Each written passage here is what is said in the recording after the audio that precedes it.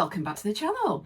So today is a Q&A session, and I had lots of questions come in through the comments from people asking me things about myself, and I've wrote them all down, put them on little bits of paper, and I'm going to give those a mix up, and then I pull one out at a time and answer them. So let's see what we've got first. So the first question is, do you have any children and do you have any pets? So no children. I have never been interested in having children. It's not something that was ever really on my radar. Not to say that I don't like kids, because I do. I have a nephew who, he's just turned 16 in September, and I just spent the weekend with him in London. So we did a trip to one of those coach trips where it's like a day in London and then a day at the Harry Potter studios. And it's the last one we're going to do because he's kind of too old now. So it was lovely, but it was a little bit sad as well because he's obviously growing up, and we've done the Harry Potter studios many times. So next year we're going to do something different, which would be nice. So no children, but I do have a nephew that I love to pieces and love spending time with. Do I have any pets? So yes, I have Torvi dog, who is our little rescue dog. She came from Romania. So we got in touch with a rescue centre in Harrogate, and what they did is they worked with a shelter out in Romania. So they would rescue the dogs from the streets. They would bring them back to full health, so give them any treatments, any vaccinations, that kind of thing that they needed. They would then clean them all up, and they would send photographs to Janet, who did the rehoming side of things, and she would, before the dogs even came over, she would put the pictures up, she would start, gauging interest, she'd start vetting people and finding out about people. She liked to know, the homes that the dogs were going to, that the people knew how to take care of them, and that it was a big responsibility. And so we did the whole application process, and we met Janet, and there was, I think it was a group of 8 dogs that came over, and Torvi was called Julia at the time. I'll pop a photograph up of what we saw before she came over. And then, once the dogs got here and were settled in, we were able to go over and visit. And she was gorgeous. Very, very kind of bright and bouncy, and perfect for us. So then the next thing was that Janet had to come and visit us in our home and check that, the environment was what it needed to be for Torvi's needs. And it was lovely. We didn't realise at the time, but Torvi actually came with Janet to vet us as well, which was lovely. So she came in and she had a little trot around the house and had a look in the garden, and jumped up on the sofa, curled up, and was quite happy. So so we just have the one dog and no other pets, and she's a blessing. She's really good company, especially when I'm home alone or I'm not well. She always puts a smile on my face, which is awesome. So no children and just one dog. Right, next question.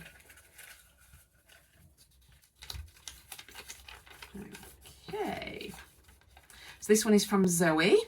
So thanks for sending this in. So this one is, do you have a favourite piece of personal jewellery? And I do. I have two favourite pieces, and both of these were from my partner, Dave. So the first one is a pendant that he bought me for my birthday, which I shall show you. So I'm a September baby, and my star sign is Libra. Well, Libra/Virgo, I'm kind of on the cusp, but I probably identify more with Libra. And my birthstone is sapphire, or the alternative is a iolite, which is known as a water sapphire. So he bought me this, which is a beautiful gemstone pendant, and someone has upcycled it. So this was a ring that's been melted around another gemstone and then finished off with this section where you slide your chain through, and that stone there, the deep blue stone, that's the iolite, the water sapphire. And I loved it. I love it because someone's upcycled it. I love it because it's extremely thoughtful. It was one of the first really thoughtful gifts that he bought for me, and yeah, it's absolutely gorgeous. And he put it inside one of those Japanese puzzle boxes, so I think it had something like 23 different movements you had to do to try and get inside. So yeah, I had to work through the puzzle box first before I got to the necklace. But yeah, I absolutely love that. And then the second piece of jewellery, and this is amazing. This was a really big surprise. I taught my partner how to knit. So he really wanted to learn. He'd seen me knitting and wanted to be able to knit for himself. So I taught him how to knit. And then since then, he's taught himself how to do lots of different stitches and different patterns. And he's knitted all sorts. He knitted himself a hat. He's done a scarf. He wants to do some socks at some point. And this is something that he knitted in secret. So I shall show you this now. So this item is my engagement ring. And I didn't know, he did this in secret, bless him. But he spoke to a lady in a wool shop and got some advice about patterns and how to do it. But he knitted me this little engagement ring, which I absolutely love. It's got like a stone on the top. She's amazing, very small and very fiddly, but extremely thoughtful. And he put a lot of time and effort into it. And yeah, this is what he proposed to me with. And then afterwards, what I did was I wanted him to have an engagement ring as well. I wanted us both to have something that we could wear. So I then used my jewellery making skills and made us both engagement rings from silver. So there we go. I'll put a close-up photograph up here. But basically this was a length of silver that I cut down, and then I've hammered all the way around the edge really lightly to give it kind of it looks like the bark of a tree. And this one I did quite slim, and then my partner's is quite wide. So yeah, they're my favourite pieces of jewellery. Right, next question. Let's have a look. So this is from Mary. Where did you grow up? And then also, how did you decide what to sell on Etsy and what to sell on eBay? So where did I grow up? I grew up in Wakefield, the city of Wakefield. We have a cathedral, and that's in West Yorkshire. I love Yorkshire.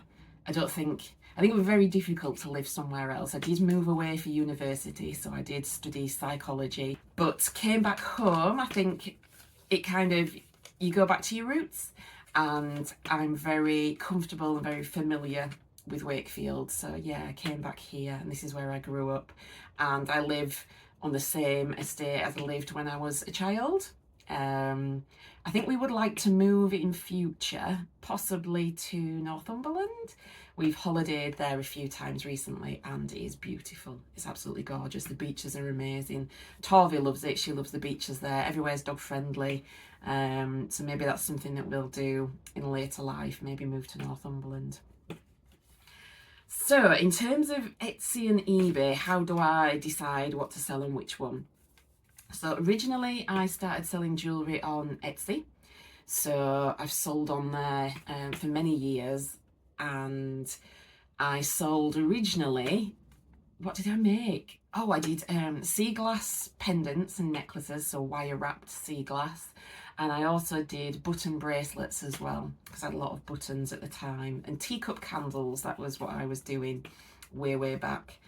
And then that kind of evolved into other jewellery.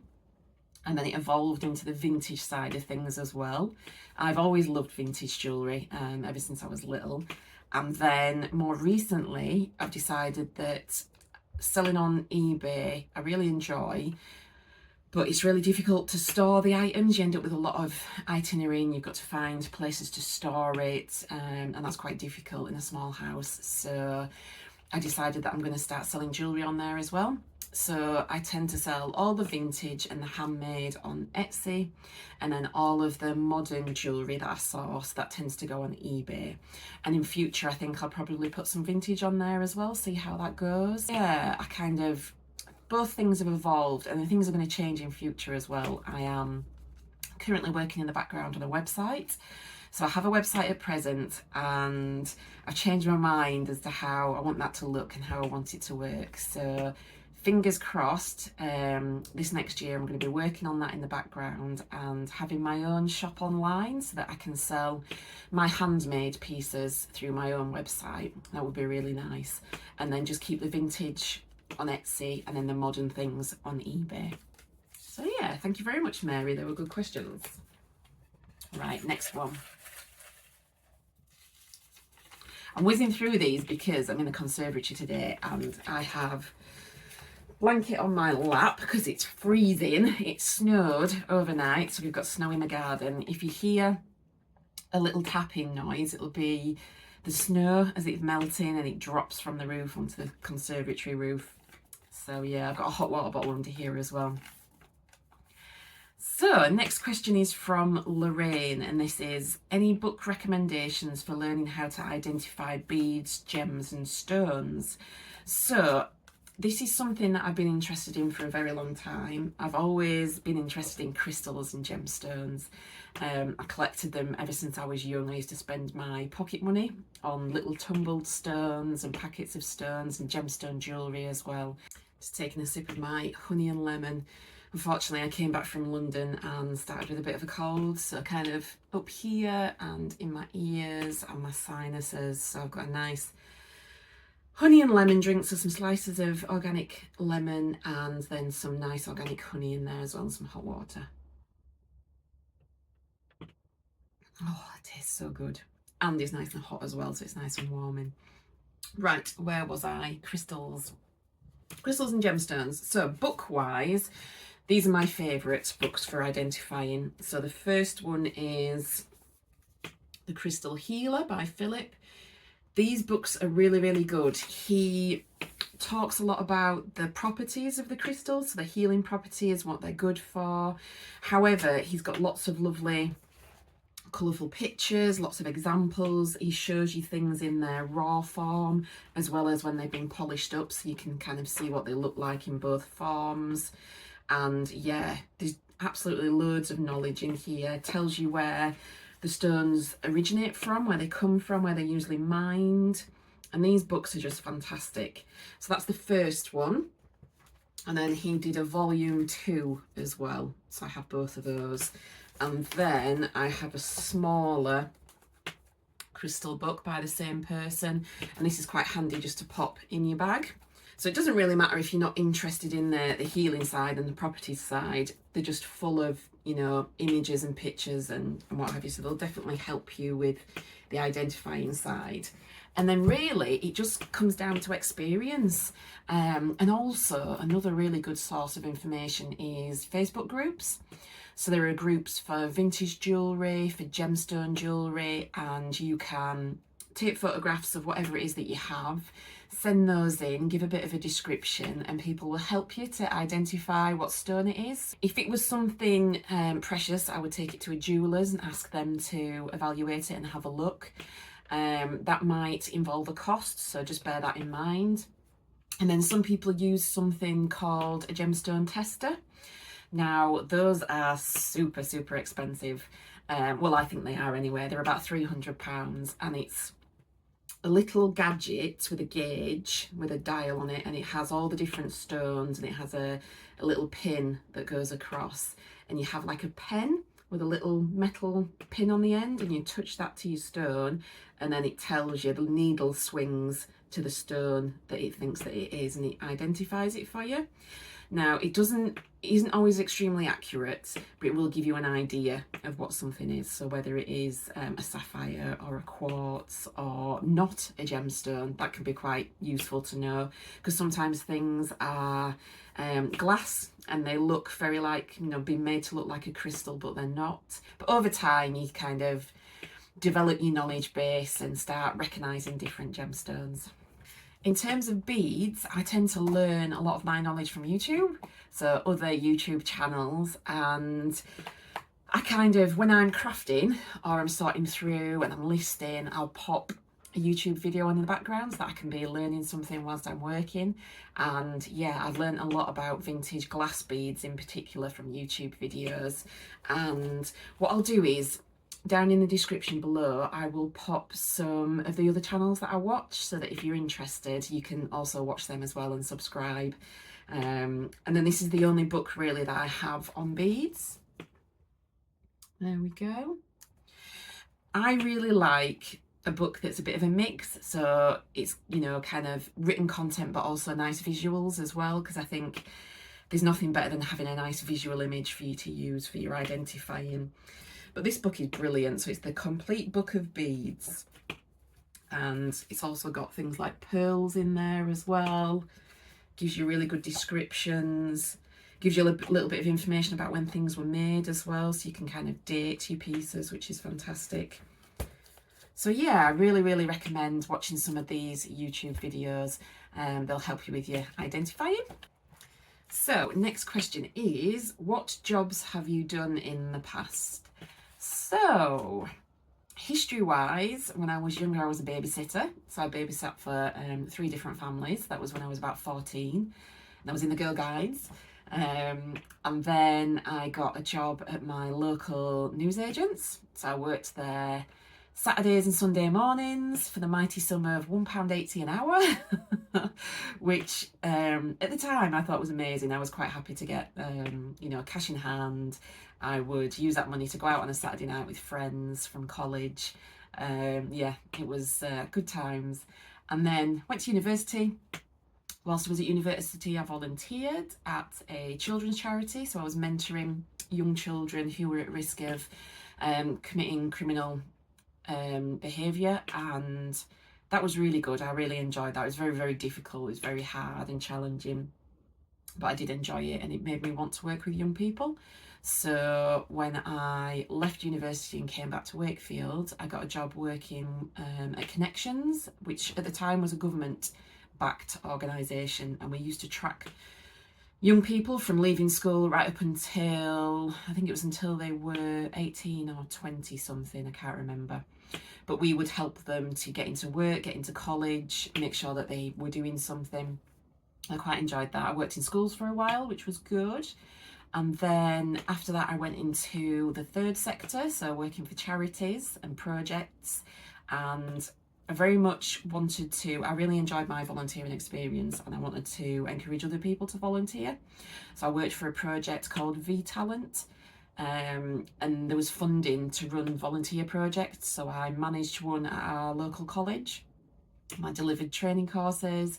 I managed a group of young people, helped them to find out what it was they wanted to do in future, helped them to move forward into new courses and to get jobs and volunteering opportunities. Really enjoyed that, did that for quite a few years. And then I worked for my local community centre. So I became a community development worker, which basically was, I did everything. I ran events, community events, I managed community groups, I ran a craft group every Thursday, I did community trips, you name it. I did funding applications, I did all sorts. It was, yeah, I was a bit of a jack of all trades in that one. And then unfortunately, I became unwell during my time as a community development worker.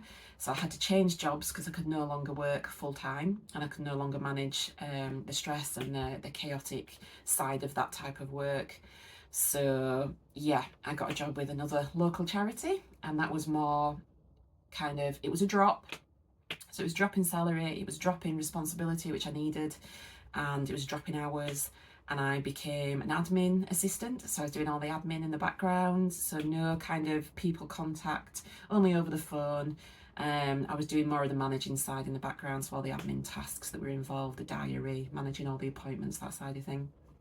And that progressed. My role kind of changed over time, and then when COVID hit and we had lockdown, I started working from home, which, having a disability, that was just amazing. Like, working in your pajamas was, I loved that, absolutely loved it. It meant that I didn't have to worry about jumping up in the morning, getting dressed, getting showered, driving, going to an office, having to deal with all the kind of environmental noise in the office, the lighting, all those things that kind of impact on your sensories. Yeah, working from home was a big change, and it was fantastic. And luckily, the charity let me continue work from home beyond COVID, which was awesome. And then more recently, so a year ago, I was finding that I was starting to, find that job difficult as well. Even though I was working from home, it was still quite a difficult job. And I'd taken on doing some funding writing, I'd taken on some different responsibilities, and that was all getting a little bit too much. It was some of my symptoms were creeping back in, my migraines were more frequent, and I had a discussion with my partner and decided that I would have a go at going self-employed and trying to carve out a business for myself and using my passions and my interests, and that way I could be my own boss. I could manage things myself. I could manage my health condition alongside working. I didn't have to do any kind of strict routine anymore. I didn't have to work set days, set hours, do set tasks. Not saying that self-employment is easy, because it's not. It's really not. You become your own boss, your own accountant. You're the maker, you're the distributor, you become everything, which, I've had to learn new skills to be able to do those things. And some things I'm still learning. And it's not easy. You don't jump into these things and make a fortune overnight. It's very, very slowly. And that suits me because I have to function slowly anyway. And yeah, I'm enjoying my self-employment. I think it's very different, but it's something that I think I needed to do. I wanted to do it for a while, and I'm very lucky and grateful that my partner supported me to go self-employed as well, which is good. So I had some savings that helped, so they're kind of, in the background if I need them. And then I joined a business group as well. So I'm in like a mentoring group, a membership with some other ladies from the UK and Ireland, and we are all very passionate people. So there are people in there that have holistic businesses that do therapies, Reiki and massage and reflexology and those kind of things. And then there are some of us that are product-based businesses. There's another lady, Pam, who makes beautiful things from wood. So she has a CNC machine, makes these products. She's got these beautiful little houses that light up that she's making at the minute. So she is very similar to me. She's Yorkshire based, product business, and we get together weekly on Zoom and we have training, we have guest experts, and it really helps because self-employment can be really, really lonely. There are no colleagues, there's no, work chat, there's no Christmas do. It's just you sat at home doing your thing. So being in a group like that in a membership is really, really good. So yeah, that's my work history in a nutshell. So the next question is from Deborah. Have you always been interested in jewellery? When did you start? And do you have a favourite era? So, always been interested in jewellery. I've always liked jewellery since I was young, and my grandma always had a lot of jewellery. She liked to match her jewellery up with her outfits. So she used to wear lots of skirts, lots of blouses, and she would match them up, and then she'd match her beads and her earrings up to her outfit, which I loved. And I used to like helping her do that as well. If she was going on holiday, she'd have everything out, hung up, and then we would match all her beads and her earrings to her outfits. So yeah, I've always had an interest in jewellery, and I like listening to the history of pieces as well. So grandma would sometimes sit on the bed, we'd get her jewellery drawer out, and she would take items out and then tell me where they came from. So who bought them for her, where they came from, little stories behind things. And I loved that side of it. It was yeah, I loved hearing those stories. I'm getting emotional now. Yeah, so that sparked my interest. I do miss her very, very much, and I do think about her. It's kind of my connection to her, really, doing the jewellery side of things. Anyway, what was the question? So yeah, started young, really, very, very young. So collected jewellery for myself. I've always enjoyed wearing vintage jewellery, and then making jewellery, I started that probably in my 20s. I'd done little bits and bobs, but then yeah, started kind of really getting into it into my 20s. And my favourite era is the Art Deco period. So kind of 1920s, 30s, 40s. and I love the whole aesthetics. I love the fashion, you know, the buildings, the architecture, just the glitz, the glam. I love it, absolutely love it. The shapes, the design, the materials, just, yeah. Art Deco is definitely my favourite period. Next question. Trying to hurry up because I'm starting to get cold.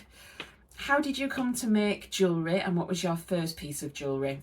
So making it was a kind of natural progression from collecting it and wearing it.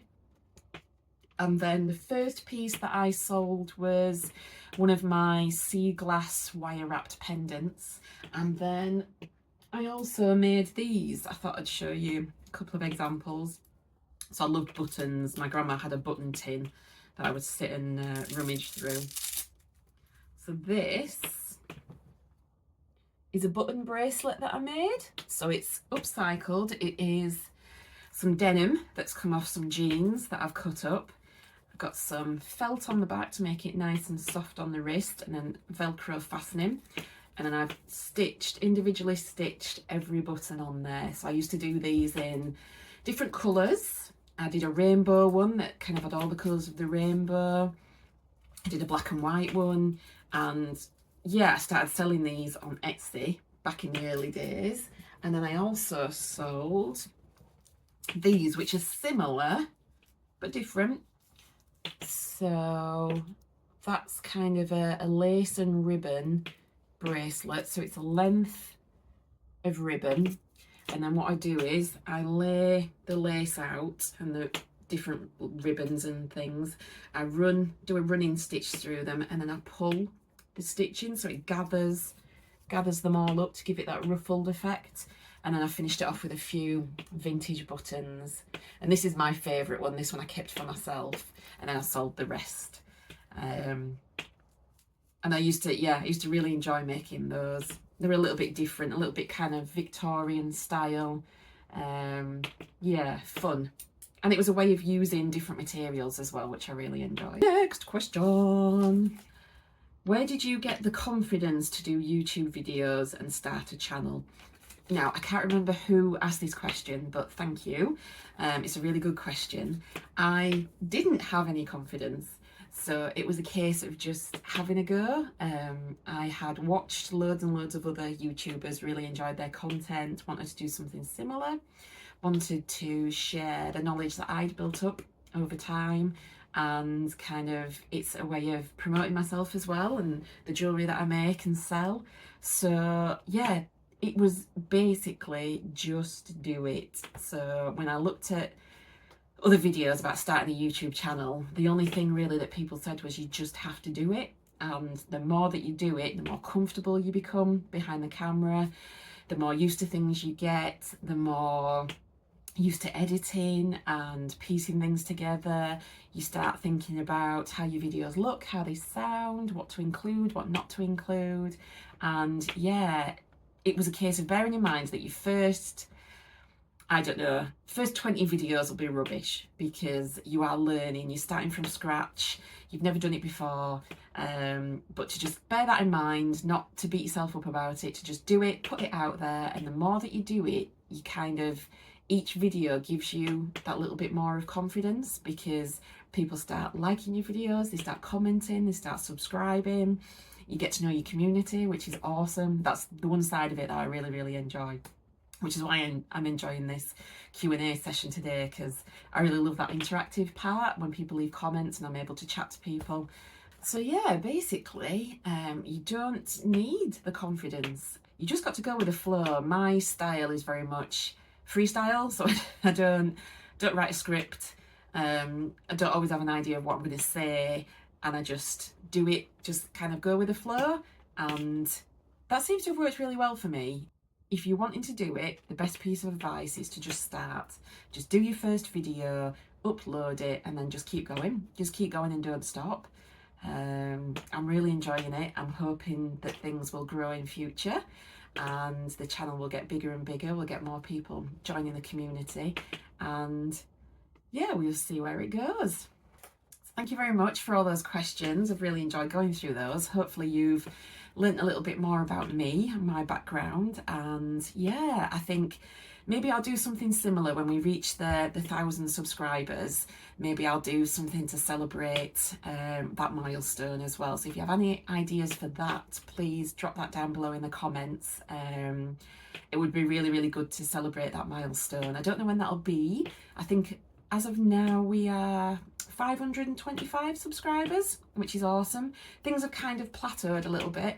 So yeah, they've kind of slowed down a bit. I haven't really had my viral moment, which a lot of YouTubers aim for, to kind of boost subscribers and boost the views. But we'll get there. I'm definitely confident we'll get there. And yeah, I shall catch you on the next one.